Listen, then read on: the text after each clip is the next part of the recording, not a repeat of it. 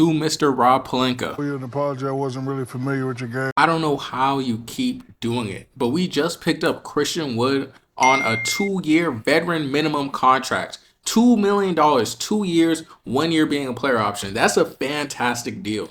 I believe the year if he opts into his player option, that's going to be worth $3 million. So in total, those 2 years would be $5 million, which is really good for a guy who averaged 17 points a game and 8 rebounds coming off the bench with a very inconsistent role with the Dallas Mavericks. The biggest thing with Cristian Wood is people questioning his defense. I expect Cristian to probably play the 5 and they move AD to the 4. And Cristian Wood does not have to defend. He just needs to be able to grab rebounds and space the floor. That's all we're going to ask for him. AD is going to play defense. Vanderbilt's going to play defense. We're going to have that paint on lock. All we're going to need him to do is space the floor. And I think that role is going to do a lot for Cristian. It's going to improve his value. So let's say the Lakers, no, we're not even going to say, let's say the Lakers are going to win the championship this year. You're not beating the Lakers without a healthy Chris Paul. I'm not so sure you could beat him if you had a healthy Chris Paul. Hey, it doesn't matter. Chris Paul, Cliff Paul, Jake Paul, Logan Paul. Lakers in 5 now, Chris. And once they do, that's going to improve his value so much. He's finally going to get a contract that he really deserves. Because you can't tell me a guy who went 17-7 last season is only worth $5 million. That's insane. Isn't JaVale McGee making more money than Cristian Wood?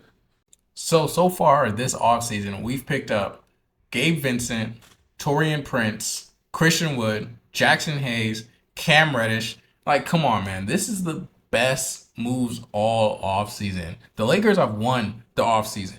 There's no other teams making any real moves that are blasting them into contendership, except maybe, well, the Phoenix Suns, obviously, but they did a lot of that before the trade deadline. But honestly, if you look even at the Denver Nuggets, the reigning champions, they've done nothing to even improve their roster. They've actually lost a very important piece to that roster in Bruce Brown, and they haven't done anything to fill that role. So they think that the sophomore Christian Brown is going to be able to fill in that hole and give you meaningful minutes into the playoffs. He played pretty well last playoffs, but that's because there's a lot less expectations on him than will be this upcoming series. And I just don't think someone in their second year in the league should be having to play meaningful and impactful basketball well into the postseason. That just doesn't make sense unless you're talking about someone who's a number 1, number 2 draft pick. We really just need to keep letting Rob cook. He has not let us down this offseason. He hasn't let us down since trading away Russell Westbrook. And looking at this roster, this is probably going to be the team that we have moving forward. I'm very interested to see what the starting lineups will be. Like, who's going to be playing that shooting guard position? Is that going to be Gabe Vincent?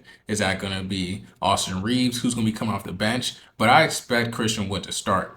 We do have Jackson Hayes who can play the center, but that's definitely more of a backup. I would rather see what Cristian can do, even though he lacks on the defense, because I know AD can make up for that.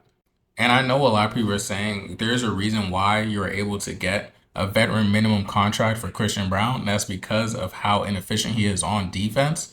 But I feel like there's a very big difference in putting someone who's bad at defense on a team who already does not play any defense, like the Dallas Mavericks, who have no defensive identity and are complete cones out there, outside for Tim Hardaway Jr., who I don't think they have anymore, and then moving them to the best defense in the league. The Lakers were top 2, top 3 defenses in the entire league after the trade deadline. So we're definitely going to be able to hide Cristian Wood a lot better than Dallas did. And looking at Cristian Wood, even through the eye test, I would think, if we're putting him on a defensive scale of a Trae Young to a Karl-Anthony Towns, I would think he's pretty solid. Like, he's not a terrible defender. Oh, wait. Okay, never mind. So I'm looking at it, and it looks like he has a defensive rating of 113 this past season. Yeah, so that's pretty bad, but he did only play 20 minutes, and the defense as a whole was awful. So maybe that's why. Call me a delusional Lakers fan, call me whatever you want. But the Lakers are looking very scary this upcoming season, and we will be in the finals. We will be in finals. You know who's not going to be there? Steph Curry not going to be in the finals. His team might not even make the playoffs. Honestly, they might be a play-in team. The Lakers have improved tremendously since last year. This is a team that's hungry. This is a team that wants to win. You see what AR doing in the FIBA Cup right now? And one more ring cements a lot for a lot of people on that team. One more ring for LeBron, that's even more for his GOAT argument, even though at this point it's not an argument. One more ring for AD, that cements him as a future Hall of Famer. A ring for any of these guys who need a big contract in these upcoming seasons once LeBron retires, and a ring for Austin Reeves as a third option on a championship team. What does that mean for him? Can we start talking about him with this Manu discussion? I've been seeing that on Twitter. What do you guys think? You think Austin Reeves can be compared to Manu Ginobili? I mean, I think that's kind of crazy. I think it's kind of a reach, but if he gets a ring as a third option, is it a reach? Phoenix just don't have it in them. We've seen the same move by KD over and over. We've seen him switch teams, try to team up with these superstars, and it falls apart. And now you've lost your point guard and Chris Paul. Even though Chris Paul got injured a lot, Chris Paul was the heart and engine of that team. And then Denver, your star doesn't even care about basketball. Yeah, he's the best player in the league, but you don't have the best team in the league. You don't have the best talent around your star in the league. So let's see what they end up doing this season. I'm really excited. I can't wait for this season to start, especially these opening games. The Lakers play the Nuggets on the 24th of next month. So we're going to see how they really stack up. And of course, they're going to be like, oh, this is an early game. You know, these matchups don't matter. Those are only excuses they say when the Lakers win.